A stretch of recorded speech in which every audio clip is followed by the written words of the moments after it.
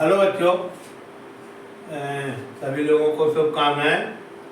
Prism topic के अंदर हमारा अगला बिंदु है ये श्वेत रंग का पुनर्संयोजन, रिकॉम्बिनेशन ऑफ व्हाइट लाइट। देखिए, न्यूटन ने बताया कि बड़ विक्षेपण से प्राप्त सातों रंग का पुनः संयोजन किया जाए तो वापस सफ़ेद रंग में प्राप्त किया जा सकता है।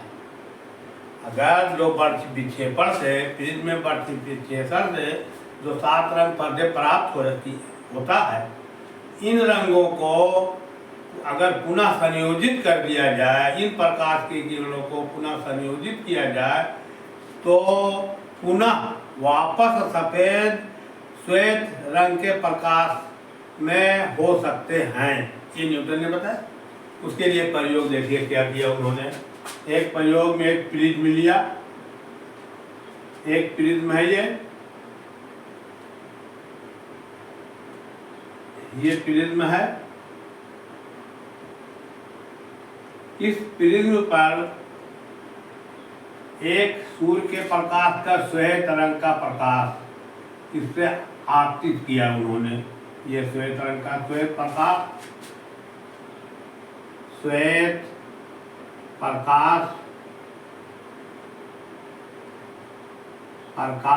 प्रिज्म के ऊपर यानी ए, बी और सी प्रिज्म पर आपतित किया। आपतन के पश्चात ये क्या होगा, 7 रंगों में विभक्त हो जाएगी। ये देखिए, इस तरह से 7 रंगों में विभक्त होंगी। 2, 3, 4,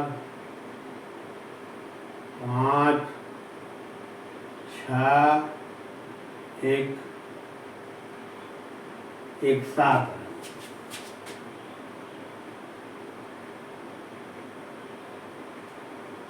7 रंगों में विभक्त हो जा रही है।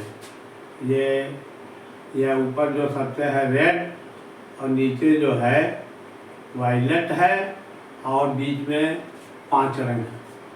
इस प्रकाश को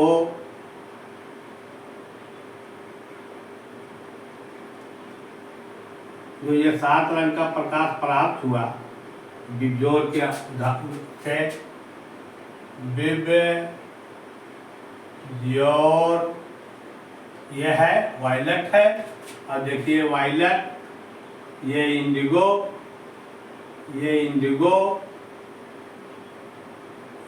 है ये, और ये ब्लू है, ये ग्रीन है,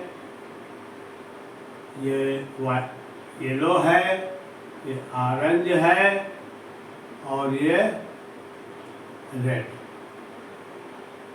1, 2, 3, 4, 5, 6, 7 रंग के प्रकाश में ये बड़ विक्षेपण से प्राप्त हुआ।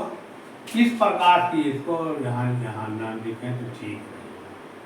इस प्रकाश को एक दूसरे प्रिज्म पर यानी 7 रंग के प्रकाश को एक दूसरे प्रिज्म पर, ऐसे प्रिज्म पर इन्होंने डाला या ऐसा पर्दा बनाया जो जिस प्रिज्म का ये दोनों प्रिज्म के ये परावर्तक तल आपस में समानांतर हों और प्रिज्म का आधार ऊपर की तरफ, ये देखिए इस तरह से दूसरे प्रिज्म जो रखा उन्होंने प्रिज्म में उलट करके, यहाँ समझ लीजिए उलट कर, लेकिन शर्त है कि इसका एक परावर्तक पृष्ठ इसके पृष्ठ के समानांतर हो।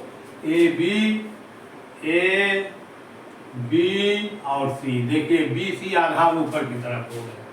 इससे प्रकाश की किरण जब निकलेंगी तो ये देखिए इस तरह से दूसरे प्रिज्म के पृष्ठ पर पड़ेगी।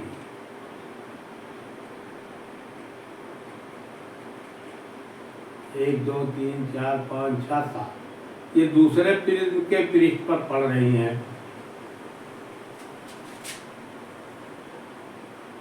ये पड़ने के पश्चात जब इसके अंदर प्रवेश करेंगी ये सातों रंग की प्रकाश की किरणें, तो चूंकि प्रिज्म का आधार ऊपर की तरफ है, इसलिए ये प्रकाश की किरण अपवर्तित होकर के आधार की तरफ झुकेंगी। देखो ये आधार की तरफ जा रही है, ये प्रिज्म के आधार की तरफ झुकेगी।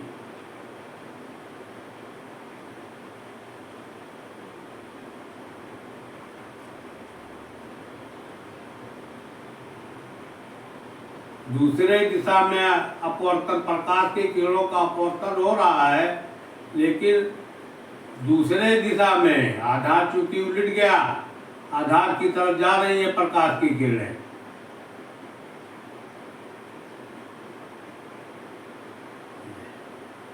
ये देखिए जा रही हैं, और इससे जो निकलेगी वो सफेद रंग की प्रकाश देखिए निकल रही है। यही उसका पुनर्संयोजन है। यहाँ तो ये 7 रंगों में विभक्त हो गई, यहाँ भी देखिए ऊपर रेड है, नीचे वायलेट है ये। और जब इनको इस प्रिज्म से दूसरे प्रिज्म से निकलेगी तो पुनः श्वेत रंग के प्रकाश में परिवर्तित हो जाती है। ये प्रयोग जो चूंकि न्यूटन ने बताया और न्यूटन ने इसका आविष्कार किया है, तो इस तरह से सिद्ध होता है कि सूर्य का प्रकाश 7 रंगों का मिश्रण है। श्वेत प्रकाश, श्वेत प्रकाश देखिए यही तो है श्वेत रंग का पुनर्संयोजन। यहाँ से श्वेत रंग की प्रकाश हम प्रिज्म पे डालते हैं, प्रिज्म से अपवर्तित होकर के पर्दे के जगह पर एक दूसरा प्रिज्म हमने रख दिया है जिसका आधार ऊपर की तरफ है, और ये उलट, ये समझिए प्रिज्म को उलट करके आधार ऊपर किया गया, और अपवर्तक कोण जो है प्रिज्म कोण ये है। देखो ये प्रिज्म कोण नीचे की, एक का प्रिज्म कोण ऊपर हो गया, एक का प्रिज्म कोण नीचे और आधार ऊपर हो गया। अब जब ये प्रकाश की किरण पर्दे के रूप में AB का जो प्रिज्म का AB जो है वो प्रवर्तक पृष्ठ है उस पर पड़ेगी, तो फिर यहाँ ये विरल माध्यम, ये सघन माध्यम, फिर देखिए प्रिज्म के आधार की ओर झुक रही है। यानी इसको यूँ समझिए कि एक बार अपवर्तन नीचे की तरफ हो रहा प्रकाश का, एक तरफ ऊपर की तरफ, एक बार ऊपर की तरफ हो रहा है। इसका मतलब ±0 हो जा रहा है। इससे जो निकल रही है प्रकाश की किरण, वे श्वेत रंग के प्रकाश की किरण निकल रही है। इस तरह से उन्होंने सिद्ध किया कि सूर्य का प्रकाश 7 रंगों का मिश्रण है। ये हो गया। अब एक इसी पर एक दूसरा उदाहरण हम बता दें जो कि तुम्हारे किताब में, कोर्स में या NCERT वाली किताब में नहीं दिया है। उसमें सवाल ये उठता है कि ये जो रंग है, बहुत लड़कों ने इस पर क्वेश्चन किया कि ये रंग प्रिज्म देता है। सूर्य का प्रकाश 7 रंगों का मिश्रण नहीं है बल्कि प्रिज्म देता है। तो रंग प्रिज्म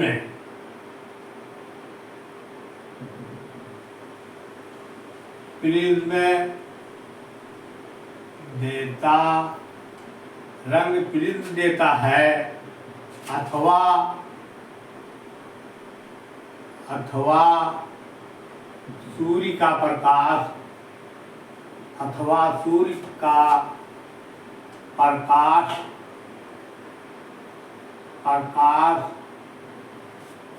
यह रंग प्रिज्म देता है, अथवा सूर्य का प्रकाश 7 रंगों का मिश्रण है। ये देखिए, इसको सिद्ध करने के लिए भी क्या करना है, एक प्रिज्म हम लेते हैं इस तरह से,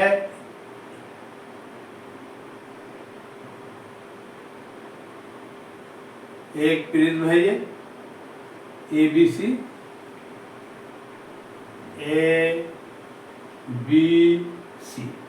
एक श्वेत प्रकाश सूर्य का, एक पतला किरण को जिसके ऊपर आपतित किरण हम आपतित करते हैं AB पर, तो ये 7 रंगों में विभक्त होता है। 7 रंग ना बना के 2 हम बना दे रहे हैं, एक ऊपर एक नीचे है, इसी के बीच 7 रंग होंगे। ये देखिए, ये या 7 बना दूं, 1 2 3 4 5 6 एक 7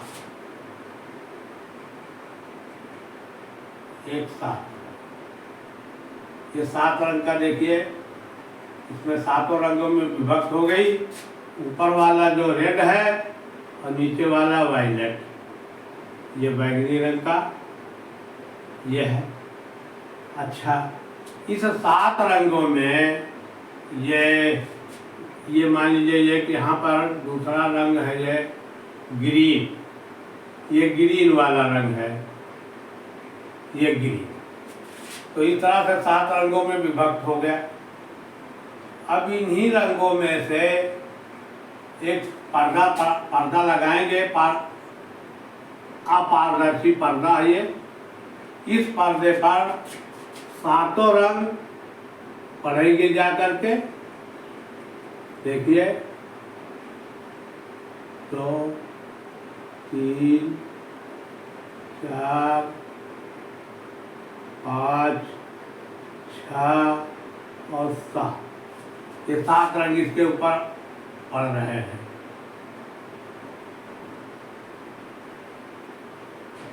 ये रेड है, ये वाइट, 7 रंग पर्दे पर प्राप्त।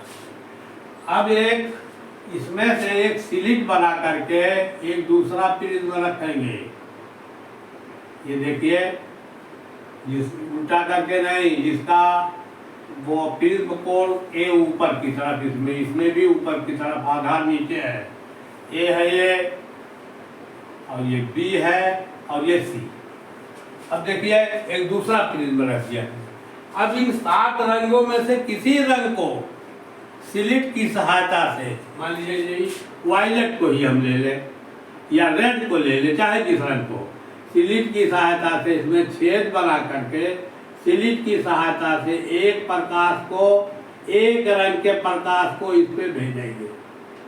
सिर्फ एक रंग, मान लीजिए वायलेट जा रहा है या रेड, चाहे जो, कोई पाबंदी नहीं है, किसी भी रंग के प्रकाश को इस दूसरे प्रिज्म के ए बी सी, दूसरे प्रिज्म के ए बी पृष्ठ पर आपतित करेंगे। और जैसे ये इसके अंदर जाएगी तो फिर देखिए, ये विरल माध्यम था, ये सघन, यहाँ तो ये देखिए विरल है और ये जो है सघन।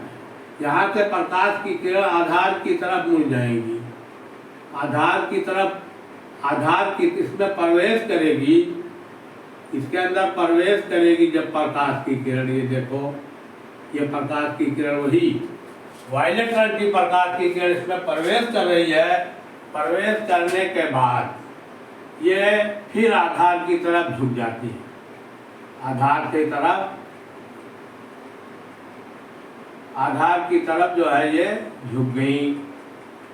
तो इसमें हमने ये देखा कि जो प्रकाश, एक रंग के प्रकाश की किरण इसके अंदर भेजते हैं, उसी रंग का प्रकाश की किरण हमें वायलेट यहाँ भी प्राप्त होती है।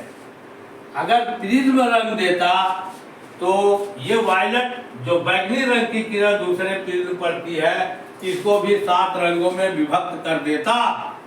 इससे सिद्ध होता है कि रंग प्रिज्म नहीं देता, बल्कि सूर्य का प्रकाश स्वयं 7 रंगों का मिश्रण। समझ में आ गया कि नहीं? देखो, जब यहाँ से ये श्वेत प्रकाश है, ये श्वेत प्रकाश को जब हम प्रिज्म के ऊपर डालेंगे तो बल विक्षेपण की नियम के अनुसार ये 7 रंगों में विभक्त हो जाएगा और पर्दे पर 7 रंग हमको प्राप्त हो जाएगा। क्रम से बिजोर के क्रम से ऊपर रेड है और नीचे की तरफ किसी भी रंग के एक प्रकार, जैसे रेड की ले या येलो वाली लो या ग्रीन लो, चाहे जिस ऑरेंज वाली लो, चाहे जिस रंग की प्रकाश, एक रंग की प्रकाश यहाँ स्लिट में छेद करके इसको पर्दे में छिद्र करके स्लिट की सहायता से एक रंग के प्रकाश को दूसरे प्रिज्म पर डालेंगे। तो हम देखते हैं कि इससे जो है जो प्रकाश निकल रहा है, जिस रंग के प्रकाश को हमने दूसरे प्रिज्म में डाला है उसी रंग का ही प्रकाश निकलता है। इसका मतलब क्या है कि प्रिज्म रंग देता तो यहाँ भी इस रंग के प्रकाश को भी 7 रंगों में विभक्त करता। इससे सिद्ध होता है कि प्रिज्म रंग नहीं देता। यहाँ में ना रंग प्रिज्म देता है अथवा सूर्य का प्रकाश 7 रंगों का मिश्रण है। सिद्ध हुआ कि प्रिज्म रंग नहीं दे रहा है बल्कि सूर्य का प्रकाश हो 7 रंगों का मिश्रण। एक दूसरा प्रयोग है। अब ये वर्ण विक्षेपण का था। अब आइए वर्ण विक्षेपण का उदाहरण में इंद्रधनुष, जो प्राकृतिक उदाहरण है वर्ण विक्षेपण का, इंद्रधनुष। इंद्रधनुष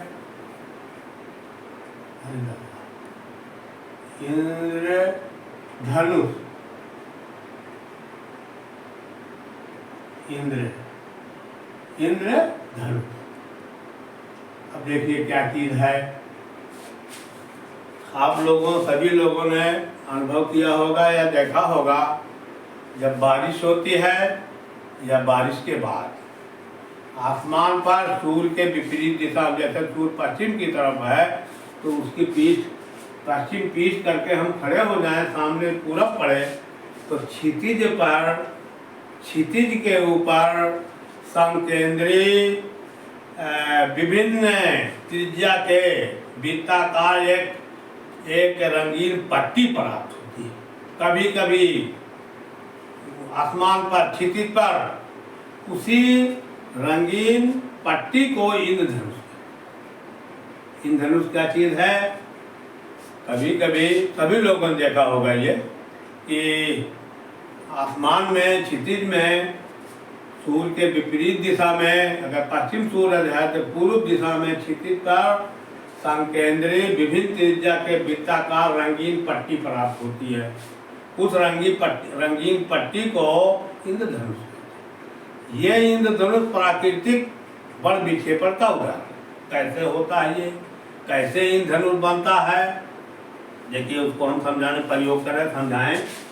इंद्रधनुष के लिए देखिए, जब ये इंद्रधनुष तब बनेगी आसमान में या क्षितिज में जब बारिश हुई हो, बारिश होने वाली हो या बारिश के तुरंत बाद।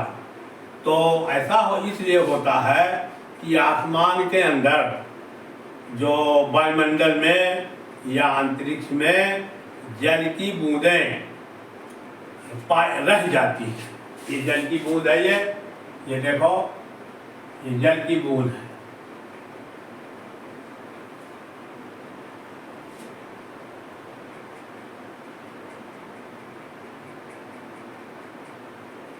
ये जल की बूंदें बारिश के कारण आसमान में बारिश के बाद या बारिश होने के पहले जल की बूंदें पाई जाती है। तो ये सूर्य है, ये देखो तो आपका सूर्य है, ये सूर्य है। सूर्य के विपरीत दिशा में ही ये इंद्रधनुष बनेगा। ये सूर्य है, सूर्य। तो सूर्य में सूर्य से प्रकाश की किरणें इसके ऊपर, सूर्य की प्रकाश की किरण जो है इस जल की बूंद जो है, इस जल की बूंद पर पड़ती है। जल की बूंद पर आपतित होती है। देखो ये टेढ़ी हो गई है।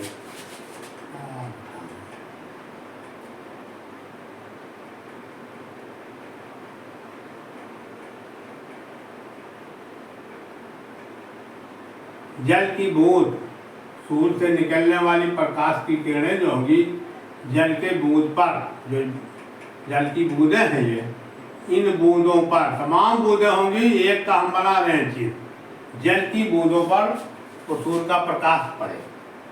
सूर्य के प्रकाश पड़ने के पश्चात, क्योंकि देखिए प्रिज्म, ये जल की बूंदों में प्रिज्म जैसा गुण तो नहीं है, हूबहू प्रिज्म का गुण नहीं पाया जाता। लेकिन जल की बूंदों में बड़ विक्षेपण का गुण पाया जाता है, प्रकाश की किरणों को बड़ विक्षेपित कर देता है। तो देखिए ये प्रकाश की किरण जब आएगी, ये विरल माध्यम है, विरल माध्यम, विरल माध्यम है। और जल की बूंद जो है ये सघन माध्यम है, सघन माध्यम, ये सघन माध्यम है।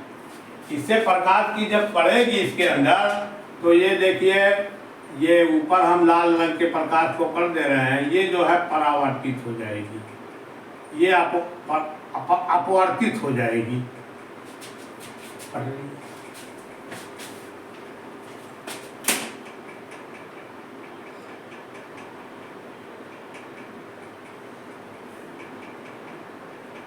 जल की बूंद देखिए अपवर्तित हो गई। और ये तो हो गया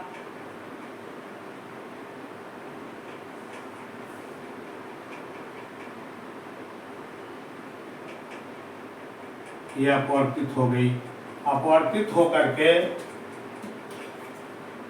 माध्यम, ये अपवर्तित होकर के वर्ण सातों रंग में विक्षेपित हो जा रही है। यहाँ अपवर्तन हुआ यहीं पर, और चूंकि ये बूंद में वर्ण विक्षेपण रंगों को विभक्त करने का गुण पाया है जाता है, इसलिए 7 रंगों में विभक्त कर देगा। ये कौन सा? जल की बूंद।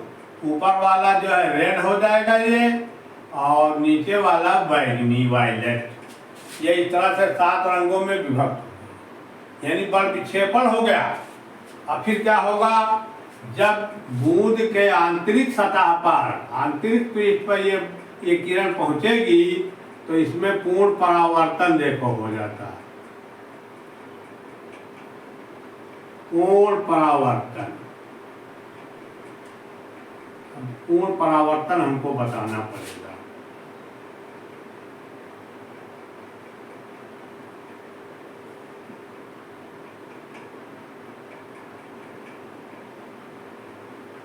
ये पूर्ण परावर्तन हो गया। ये प्रकाश की किरण यहीं से परावर्तित हो जा रही हैं इस सरफेस पे। अब आइए क्या है पूर्ण परावर्तन? पूर्ण परावर्तन, पहले हम पूर्ण परावर्तन बता दें तब आप समझ पाएंगे। ये तुम्हारे कोर्स में नहीं दिया है, लेकिन समझ लीजिए कि पूर्ण परावर्तन क्या होता है। ये सघन माध्यम है, कोई प्रकाश की, ये देखिए सघन माध्यम है, पानी भरा हुआ है इसके अंदर, ये पानी है, जल है।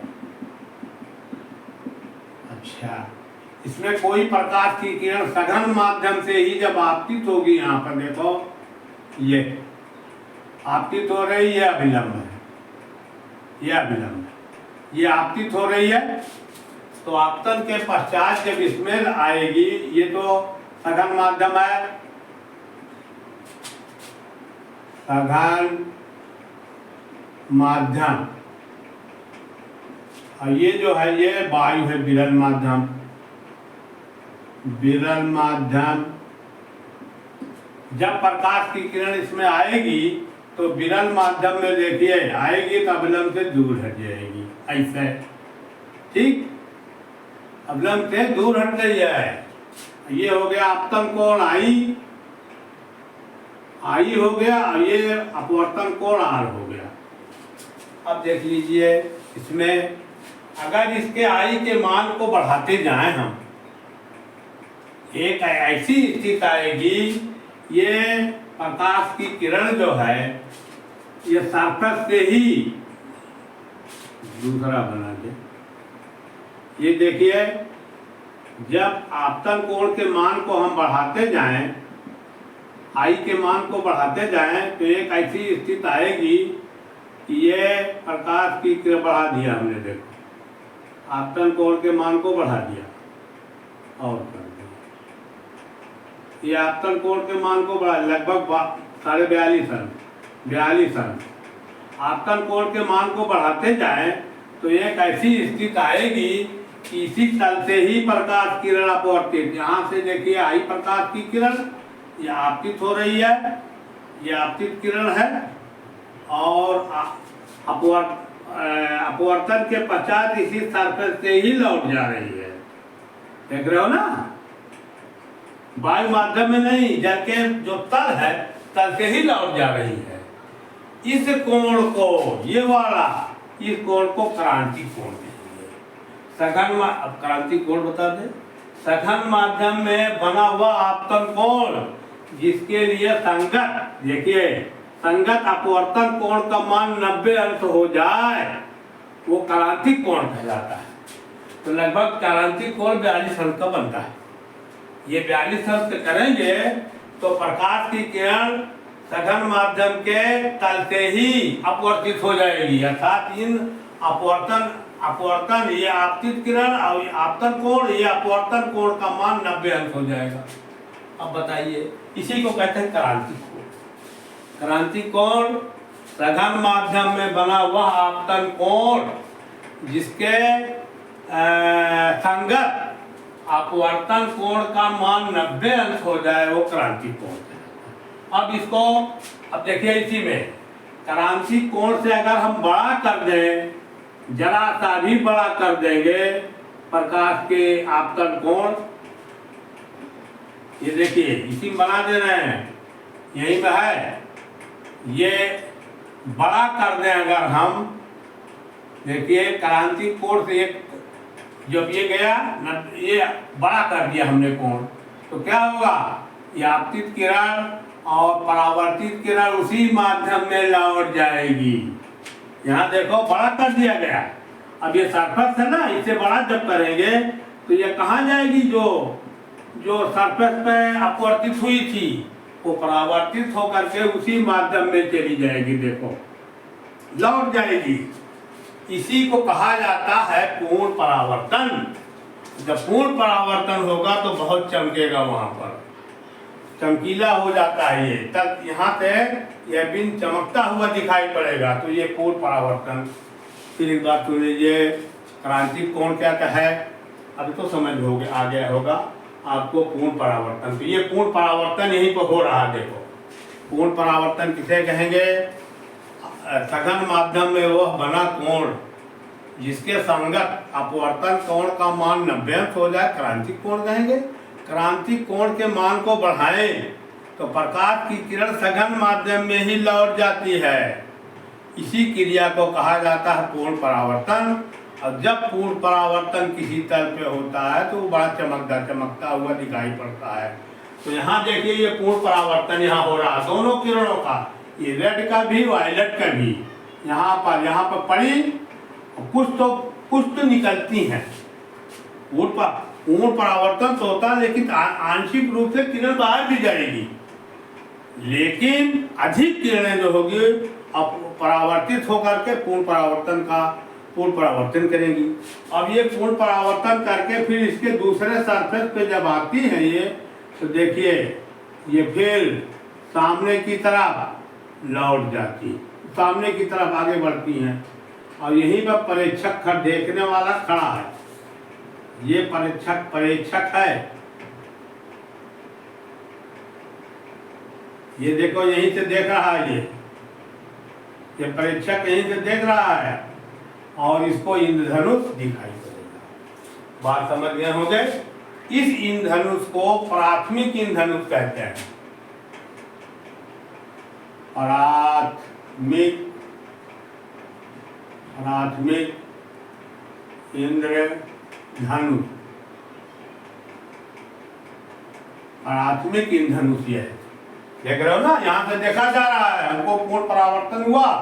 अब यही प्रकाश की किरण देखो, ये रेड वाली आ गई, यहाँ भी रेड है, ये वायलेट है। कहा मतलब जब इंद्रधनुष बनेगा उसमें सबसे ऊपर का रंग रेड होगा और नीचे वाला रंग जो है वो बैंगनी होगा।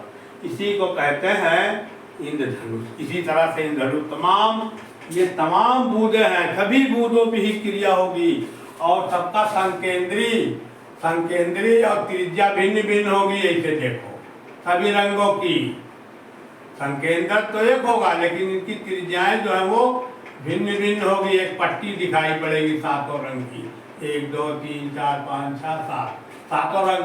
संकेंद्री केंद्रक तो सभी का एक है, लेकिन त्रिज्याएं भिन्न भिन्न है। इसकी त्रिज्या कुछ है, इसकी कुछ है, तो एक पट्टी दिखाई पड़ेगी। इसी पट्टी को इंद्रधनुष कहते हैं। और ये बड़ विक्षेपण का बहुत अच्छा प्राकृतिक उदाहरण है। ठीक, समझ में आया? कुछ और बताना पड़ेगा? बस यहाँ देखिए, पूर्ण परावर्तन तो आपको समझाने के, आपके कोर्स में नहीं, समझाने के लिए यहाँ क्योंकि पूर्ण परावर्तन शब्द आया था, इसलिए हमने समझाने के लिए कर दिया है। और होता क्या है, सूर्य के विपरीत दिशा में जब विरल माध्यम वो बारिश, फिर एक बार बता दूं, बारिश होती है या बारिश हो चुकी होती है या बारिश के पहले वायुमंडल में जल की बूंदें पाई जाती है, रह जाती है। वो जल की बूंदें जो होती हैं वो बड़ विक्षेपण, प्रिज्म जैसा पूरा व्यवहार तो नहीं करती, लेकिन बड़ विक्षेपण करने का उसके अंदर व्यवहार पाया जाता है। सूर्य की प्रकाश की किरणें जब उस पर उस बूंद पे पड़ती है तो अपवर्तित होकर के 7 रंगे किरणों में विभक्त होगी, जिसमें ऊपर की तरफ रेड होगा, नीचे की तरफ वायलेट होगा। 7 रंगों में विभक्त हुई। सातों रंगों के प्रकाश का यहाँ देखिए हमने 1 2 दिखाया ना, यहाँ सातों रंग की पट्टी इस तरफ होगी। और फिर यहाँ जो है, यहाँ उन सभी सातों रंग के पूर्ण परावर्तन हो जाएगा। यहाँ हमने बता दिया पूर्ण परावर्तन किसे कहते हैं।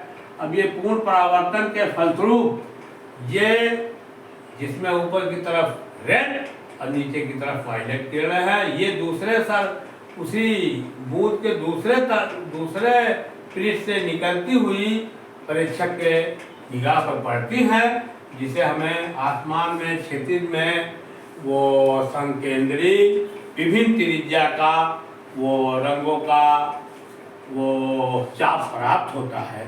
इसे इंद्रधनुष, ये रहा इंद्रधनुष। लेकिन एक प्राथमिक एक चीज और बता दूं, कभी कभी उसमें जब 2 बार, यहाँ तो एक बार पूर्ण परावर्तन हुआ, उसको तुम्हारे कोर्स में बता दे रहा हूँ, 2 बार, यहाँ एक बार पूर्ण परावर्तन, यहाँ से आएंगी, यहाँ फिर परावर्तित, 2 बार पूर्ण परावर्तन होगा। तो उसमें जो है ये दूसरे कम तीव्रता की इंद्रधनुष प्राप्त होती है, जिसमें रंगों का क्रम उलट जाएगा। वायलेट ऊपर की तरफ होगी और रेड जो है वो नीचे की तरफ होगी। उस इंद्रधनुष को द्वितीयक इंद्रधनुष कहते हैं। द्वितीयक इंद्रधनुष, ये उसको द्वितीयक इंद्रधनुष कहते हैं। 2 तरह के इंद्रधनुष, प्राथमिक में तो सबसे ऊपर की तरफ जो है वायलेट, वो रेड, और नीचे की तरफ वायलेट या बैंगनी रंग की होगी। लेकिन जो द्वितीयक इंद्रधनुष है उसकी तीव्रता कम होगी, स्पष्ट नहीं होगी, लेकिन उसमें ऊपर की तरफ जो है वायलेट, ऊपर वायलेट, नीचे की तरफ रंग जो है रेड वाला होगा। इसे द्वितीयक इंद्रधनुष।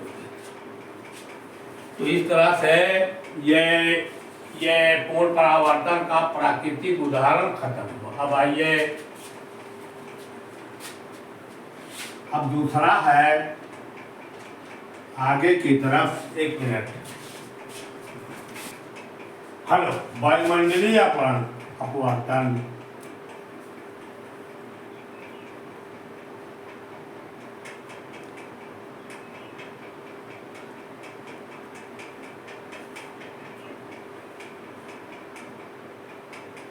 वायुमंडलीय अपवर्तन।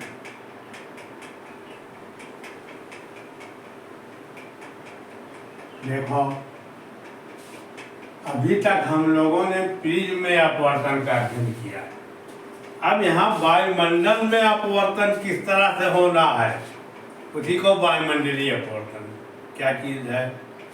देखिए, वायुमंडल में जो गर्म गैसें होती हैं, वो गर्म गैस ऊपर की तरफ जाती है, और अपेक्षाकृत जो ठंडी गैसें होती हैं वो वायुमंडल के नीचे सरफेस की तरफ आती हैं, और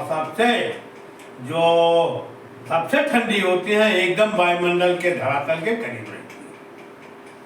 तो यूँ कह लीजिए कि ऊपर वाला का जो हल्की वायु है ऊपर की तरफ जो गर्म होकर ऊपर गई है वो विरल माध्यम का काम करता है।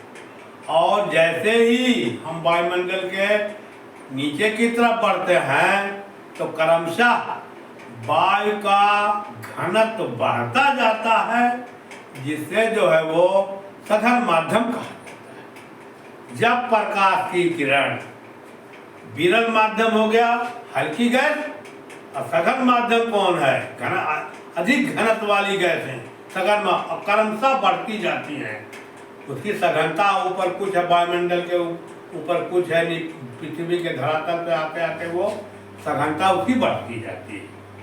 तो जो भी प्रकाश की किरण है ऊपर से नीचे की तरफ आएगी तो विरल माध्यम से सघन माध्यम में आएगी तो अवलंब की ओर झुक जाएगी। इसी को वायुमंडलीय अपवर्तन कहते हैं।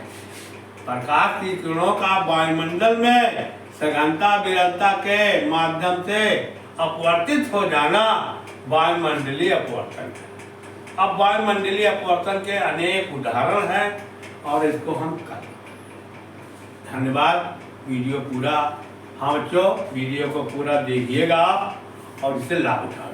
धन्यवाद।